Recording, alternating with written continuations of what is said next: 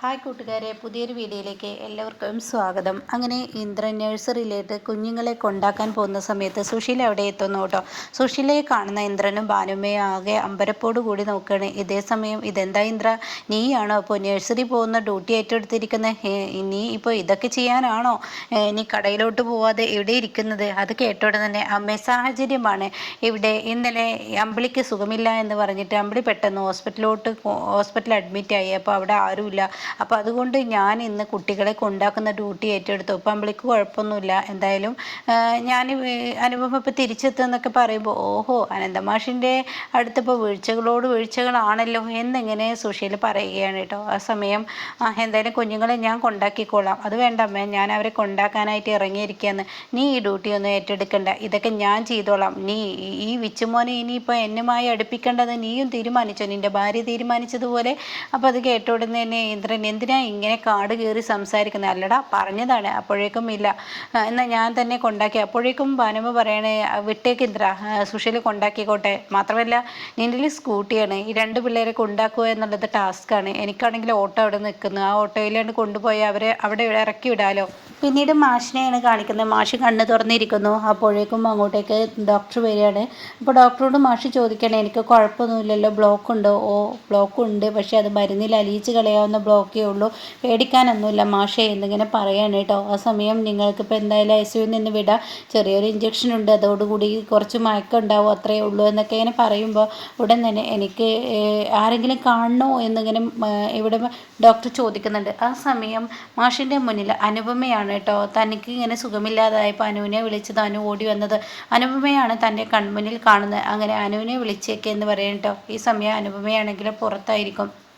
അങ്ങനെ അനുപമ ദാസുമായി സംസാരിക്കുകയാണ്. അപ്പോൾ ദാസിനോട് കാര്യങ്ങളൊക്കെ വ്യക്തമാക്കുകയാണ്. അല്ല, ഇനിയിപ്പോൾ ഭാനുമ്മയുടെ അരികിലോട്ട് നീ പൊയ്ക്കോ എന്നൊക്കെ പറയുമ്പോൾ ആ പോണ അമ്പിളി ചേച്ചി ഒന്ന് കണ്ണു തുറക്കട്ടെ, അത് കഴിഞ്ഞിട്ട് മതി. അമ്പിളി ചേച്ചി വല്ലാത്ത ടെൻഷനാണ്. ഇന്നലെ ഞാൻ രഘുവിനോട് പറഞ്ഞതാണ് അവൾ നല്ല ടെൻഷനിലാണെന്ന്. അപ്പോൾ അവളുടെ അരികത്ത് ഇരിക്കുക എന്നൊക്കെ രഘുവിനോട് പറഞ്ഞതാണ്. അത് മാത്രമല്ല ദാസങ്ങൾ, അമ്പിളി ചേച്ചിക്ക് വിശേഷമുണ്ടോ എന്നൊരു സംശയമുണ്ട്. ആഹാ, അത് നല്ലൊരു വാർത്തയാണല്ലോ, വെറുതെ ഇല്ല ഗൈനക്കോളജിലെ കാണാം എന്നിങ്ങനെ ആ ഡോക്ടർ പറഞ്ഞത്. അതെ, ഞങ്ങളിൽ ആ സംശയമുണ്ട്. പക്ഷേ രഘുവേട്ടൻ ഇത് കേൾക്കുമ്പോൾ സന്തോഷമുണ്ടോ എന്തോ എന്നുള്ള അറിയില്ല. രഘുവേട്ടൻ ഇനിയിപ്പോൾ എന്താണ് മനസ്സിൽ കരുതുന്നുണ്ടോ എന്നും പറയാൻ പറ്റില്ല. ഡോക്ടർ ഇത് പറയുമെന്നുള്ള പ്രതീക്ഷ അമ്പിളി ചേച്ചിക്ക് നന്നായി ഉണ്ട് എന്ന് പറയാൻ കേട്ടോ. ഇതേ സമയം ഈ വാക്കുകളൊക്കെ കേൾക്കുമ്പോൾ ആസ് പറയണേ, എന്തായാലും നല്ല ഗുഡ് ന്യൂസ് ആണല്ലോ അണ്ണൻ കണ്ണ് തുറക്കുമ്പോഴേക്കും കിട്ടാൻ പോകുന്നതെന്ന് പറയണേ കേട്ടോ. പിന്നീടാണെങ്കിലോ പെട്ടെന്ന് അനുപമക്ക് ഫോൺ വരികയാണ്. അപ്പോൾ രഘുവാണെന്ന് പറയണേ. അങ്ങനെ ഫോൺ എടുക്കണേ. അപ്പോൾ അനുപമയോട് പറയുകയാണ്, മാഷ് അനുവിനെ കാണണമെന്ന് പറഞ്ഞിരിക്കുന്നതെന്ന്. അങ്ങനെ ദാസിനോട് അനുപമ പറയണേ, ഞാൻ അച്ഛനെ പോയി കാണട്ടെ, അച്ഛൻ എന്നെ കാണണമെന്ന് ആവശ്യപ്പെട്ടിരിക്കുന്നതെന്ന് പറയാണ്. ആഹാ, അണ്ണൻ കണ്ണ് തുറന്നല്ലോ എന്ന് പറയുന്നുണ്ട്. പിന്നീടാണെങ്കിൽ അനുപമ മാഷിൻ്റെ റൂമിലോട്ട് കയറി വരുന്ന ആ ഒരു രംഗമാണ് കാണിക്കുന്നത്. അങ്ങനെ അച്ഛാ എന്ന് പറയുന്നുണ്ട്. കുഴപ്പമൊന്നുമില്ല, എന്തായാലും എല്ലാവർക്കും അച്ഛൻ്റെ അരികിലോട്ട് വരണം എന്ന് ആഗ്രഹമുണ്ട്, പക്ഷേ എന്നെ മാത്രമേ കടത്തി വിട്ടുള്ളൂ. അപ്പോൾ മാഷ് ഇങ്ങനെ എന്തൊക്കെയോ ചിന്തിക്കുന്നു. എന്നിട്ട് മാഷ് പറയണം, മോളെ ഇപ്പോൾ എന്താണ്? അപ്പോഴേക്കും അച്ഛന് കുഴപ്പമൊന്നുമില്ല, എനിക്ക് കുഴപ്പമൊന്നുമില്ല. ഞാൻ നിന്നെ വിളിച്ചതൊരു കാര്യമുണ്ട്. നമ്മുടെ ചിരുൻ്റെ മക്കളില്ലേ, ആ ചിരുവിൻ്റെ മക്കളെ നീ വിനയന് വിട്ടുകൊടുക്കരുത്. മാത്രമല്ല എനിക്ക് സുഖമില്ലാത്തത് ചീരുവും മഞ്ചാടിയും ഒന്നും അറിയരുത്. മഞ്ചാടി നന്നായി എക്സാം എഴുതിക്കോട്ടെ, അതുമാത്രമല്ല ചീരുവും അവിടെ ജോലി ചെയ്തോട്ടെ, അതുകൊണ്ട് നീ അറിയിക്കരുത്. മാത്രമല്ല വിനയൻ ഇനി ആ കുഞ്ഞുങ്ങളെ കൊണ്ടുപോകരുത്. അവൻ കൊണ്ടുപോയ അവിടെ ഇട്ട് പീഡിപ്പിക്കത്തേ ഉള്ളൂ. അതുകൊണ്ട് ഞാൻ വരുന്നത് വരെ മോളെ നീ ആ മക്കളെ ആർക്കും വിട്ടുകൊടുക്കാതെ നോക്കണം.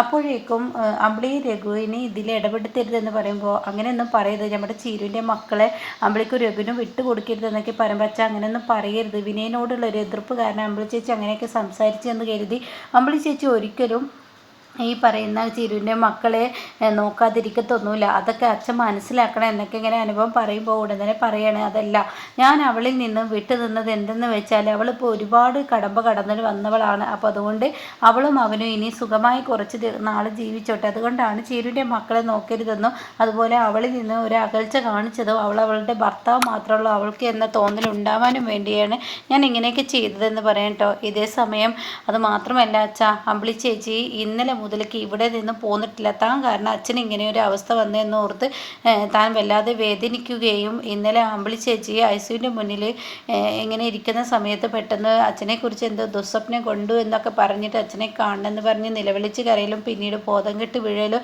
കുറച്ച് നേരത്തിന് ബോധമില്ലായ്ക. അയ്യോ എൻ്റെ മോള് എന്നൊക്കെ എപ്പോഴേക്കും മാഷ് പറയണം, ഈശ്വര ഞാൻ എൻ്റെ കുഞ്ഞിനെ എന്നിങ്ങനെ പറയുമ്പോഴേക്കും അത് മാത്രമല്ല അച്ഛാ, അമ്പിളി ചേച്ചിക്ക് വിശേഷമുണ്ട് എന്നൊരു സംശയത്തിൽ നിൽക്കുകയാണ്. ഇപ്പോൾ ഡോക്ടർ ഇപ്പോൾ ആ റിപ്പോർട്ട് പറയുന്ന പ്രതീക്ഷയിലാണ്. ഈശ്വര ഞാൻ എൻ്റെ കുഞ്ഞിനോട് എന്ത് പാപമാണ് ചെയ്തത്, ഇങ്ങനെ വിശേഷമുള്ള സമയത്താണ് എൻ്റെ മോളെ ഞാനിങ്ങനെ വേദനിപ്പിച്ചത് എന്നിങ്ങനെ മാഷ് പറയുന്നുണ്ട് കേട്ടോ. ഇതേസമയം ഡോക്ടർ വരികയാണ്. ഡോക്ടർ പറയുന്നത്, മാഷേ ഓവറായി സംസാരം ഇനി നിർത്തിക്കോളൂ, സംസാരിക്കുമ്പോൾ ശ്വാസത്തിന് എന്തെങ്കിലും തടർച്ചയുണ്ട്? ഇല്ലല്ല എന്ന് പറയുമ്പോൾ എന്നാൽ പേടിക്കാനില്ല, എന്തായാലും ഇനി കാര്യങ്ങൾ പറഞ്ഞതുപോലെ ഇനിയിപ്പോൾ ഒരു ഇഞ്ചക്ഷനുണ്ട്, ആ ഇഞ്ചക്ഷൻ വെച്ച് കഴിഞ്ഞാൽ 5-6 മണിക്കൂറിന് മയക്കമായിരിക്കും. അതുകൊണ്ട് തന്നെ ഇനിയിപ്പോൾ ആരെയും കാണണ്ട മാഷേ, ഇനി കാണേണ്ടത് 5-6 മണിക്കൂർക്ക് ശേഷമാവും. അപ്പോഴേക്കും എനിക്ക് അമ്പിളിയെ കാണണം എന്നൊക്കെ പറയുന്നുണ്ട്. ആയിക്കോട്ടെ 5-6 മണിക്കൂറിന് ശേഷം ആവാം എന്ന് പറയാൻ കേട്ടോ. പിന്നീട് വിനയനെ കാണുന്ന സുശീലയാണ്. എൻ്റെ ആൻറ്റി എത്ര നേരമായി ആൻറ്റിയെ കാത്തിരിക്കുന്നത്. അതേടാ, ആ മക്കളെ ഞാൻ സ്കൂളിൽ വിട്ട് പിന്നീട് വേറെ ഒരു ഓട്ടോ വിളിച്ച് വരേണ്ട സാഹചര്യമായി. അപ്പോൾ അതെന്താ, ആ ഓട്ടോയുടെ ടയർ പഞ്ചറായി, അതുകൊണ്ടൊക്കെയാണ് ഞാൻ വേറൊരു ഓട്ടോ വിളിച്ച് വന്നത്. അപ്പോൾ ആൻറ്റി ഞാൻ കൊണ്ടുവിട്ടിരുന്നില്ല മക്കൾ. അയ്യോ അത് പാടില്ല, വിച്ചുമോൻ്റെ വായിൽ നിന്ന് നീ വന്നിരുന്നു എന്നുള്ള ന്യൂസ് കേട്ടാൽ അവർ എന്തെങ്കിലും ഒരു സംശയം കൊടുക്കാൻ പാടില്ല. അല്ല, എൻ്റെ മക്കൾ ഭാനുമ്മയുടെ അടുത്തുണ്ടോ?